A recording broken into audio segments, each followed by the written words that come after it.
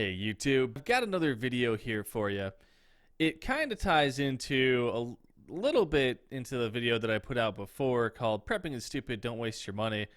It's kind of a similar mindset to that one, just kind of touching on some different points here.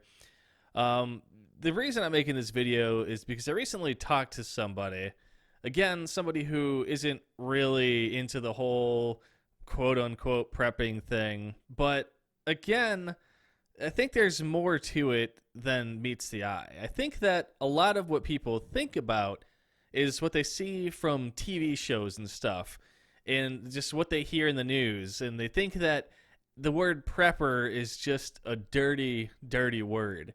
And it's not. And here's how this kind of came about. I was talking to somebody, and they know what I do. It's a good friend of mine, and they're pretty close to, knowing a lot of the stuff that I do. We've gone shooting a couple of times, but their view on quote unquote prepping is that it's stupid. They're like, do you really think that the zombie apocalypse is going to happen? And no, I don't. I don't think that dead people will come back from the dead and take over the world. Now, guys, don't get all mad if that's what you believe. I mean, everyone's entitled to their own opinion. But I would think more along the lines of zombies being people who aren't infected with some kind of crazy mutation that causes them to come back from the dead, but more along the mindset of some of the stuff that we see going on in today's society, such as trying to take away our freedoms. And that's something I'll probably get into on another video, because that whole topic, I could just talk to you guys for hours about how stupid it is that I'm not allowed to say a lot of the things I want to say in the way I want to say it because it might offend somebody else. And it's kind of like, at what point does me offending you infringe on my rights? So yeah, you have the right to, say what you want and, say that what I'm saying is making you uncomfortable and somehow infringing on your rights. But again, guys, that's something I don't want to get into here. That's just something that bugs me, and I'll probably create a rant on that later on. But for this video, the thing that kind of bugged me was just the whole way he went about the thought process of prepping. Because everyone always assumes that prepping is just something that is all or nothing, that you have to take all your money and all your time and dump it into huge stockpiles of food and water and ammo and just all kinds of crazy stuff. And while that's true for some people, that's not the general notion to prepping. And I told my friend, I was like, what if I told you, and what if not even I told you, what if I can convince you by the time we're done talking today, if I can convince you that you yourself are already a prepper and you just didn't even know it? And he kind of looks at me and just smiles and laughs. It's like, kind of like, yeah, that's going to happen. So we start talking a little bit, and I just kind of come out and I'm like, so how much money do you have in the bank? And he kind of looks at me and he's like, what the hell? Like, kind of stares at me like, dude, did you really just ask me that? Do you really expect me to tell you how much money I've got sitting in my bank account? And I look at him, I'm like, no, I mean, I don't need to know the exact dollar amount, but I mean, do you have, let's say, if your car broke down tomorrow, would you have enough money to pay to get it fixed? And he's like, well, I mean, it depends on how much it would cost. I'm like, well, let's just say it was like a set of tires, $500. He's like, of course, yeah. And I'm like, okay. Then I start talking to him a little bit more.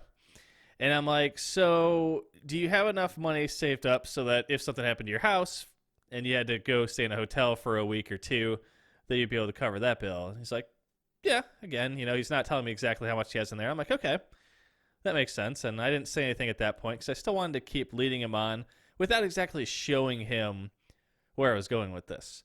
Now, the next question I asked him, I'm like, hey, so by the way, how much food do you have in your fridge on a daily basis? I mean, I don't need to know every little bottle and can. And, same thing with your pantry. Between your food and your your fridge and your pantry, how much food do you have? And he's kind of staring at me like, well, how the hell am I supposed to know?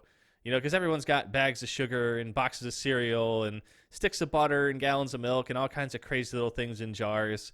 And you could tell he didn't know how to answer it. I'm like, okay, so think about it this way. If you got trapped inside your home for a few days because of a snowstorm, would you guys starve to death? Now, obviously, ignoring the whole you could live for 20 some days without food, let's putting that aside. Just living comfortably. If you were stuck in your house for a few days, would you have enough food to survive on? And he's like, yeah, of course. I'm like, okay, well, what about like if something big happened, like it did years ago with that whole East Coast blackout, and you were without power for a week? I mean, you couldn't go to the store and buy food. Would you guys be able to survive a week without being able to go to the grocery store? And he looks at me, and I can see he's kind of thinking about it, and he's sitting there, and he's like, probably. I'm sure we could probably figure out, eat the stuff in the fridge and freezer before it goes bad, grill some stuff. And he's like, yeah, we could probably stretch it out that long, if not a little bit longer. And I'm like, okay. So you said you have money in your bank account, and you said you have food in your pantry, but why? And he looks at me and he's like, what do you mean why?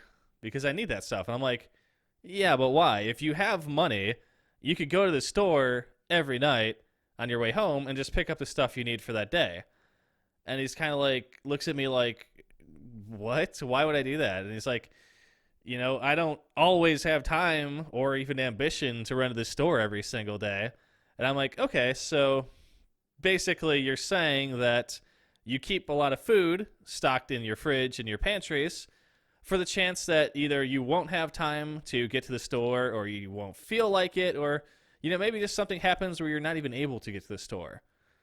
And at this point, I could kind of see by the look on his face that he was kind of catching on to where I was going with this. And he looks at me and he's just kind of thinking about it. And I'm like, I just come out and tell him. I'm like, listen, prepping isn't about having 1,000 years worth of food and ammo stored in your house. It's about being prepared for the days ahead.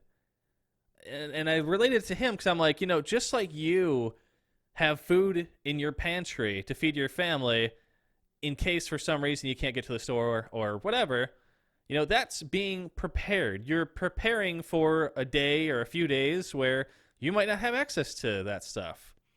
And same thing with having money in the bank. You don't need to have money in the bank, but if you do have money in the bank, then you're prepared if some kind of event were to happen. If your power were to go out, or you were to get a flat tire on your way home, or your engine dies, or whatever happens, you've got money on hand to pay for things. You don't need the money right now, but eventually you could. So both of those are key fundamentals of prepping. Prepping is not just stocking and spending as much money as you can. It's being smart about the things that you do. Preparing for things that are most likely going to happen versus assuming that it's all about doomsday scenarios. Because, let's face it, guys. Realistically, if something major were to happen, we'd all be dead anyways. It doesn't matter how much food and ammo you have stockpiled. If something cataclysmic happens, we're pretty much all dead anyways. And if we're not, would you even want to be around in that? Anyways, that's besides the point. So back on topic, I was talking to him, and like I said, at this point, he knew exactly where I was going with this. And like I said, I compared my prepping with his prepping. And I kind of took it a step further, and I just kind of told him that, you can't count on other people. At the end of the day, who is going to be sitting at your home writing the check out for your mortgage?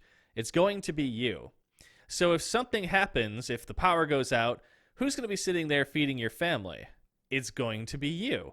You're the one providing for them. And if you haven't prepared for whatever scenario is there, then you're going to be in a world of hurt wishing that you had. And at this point, he was kind of agreeing. He's like, well, I guess if you look at it on that level, kind of meaning like, well, if you compare literally those two things together, technically everything you do in life is kind of preparing for something. You get dressed in the morning, you're preparing to possibly be seen by others, or maybe you don't get dressed, I don't know. But everything that we do on a daily basis is all geared towards preparing for the unknown. And that's the biggest thing about prepping. So when people sit there and they say things like, "You're so stupid for prepping," it's just because they don't understand. Next time someone says something like that to you, just kind of look at them and give them the same example. Just say, would you be prepared if this were to happen or that were to happen? How much food would you have to live on if your power were to go out for a few days? And it's just little things like that. And, some of us take prepping a lot further. Some people have 6 months to, years worth of food stocked up, and the same thing with ammo and all kinds of other medical supplies. And that's fine.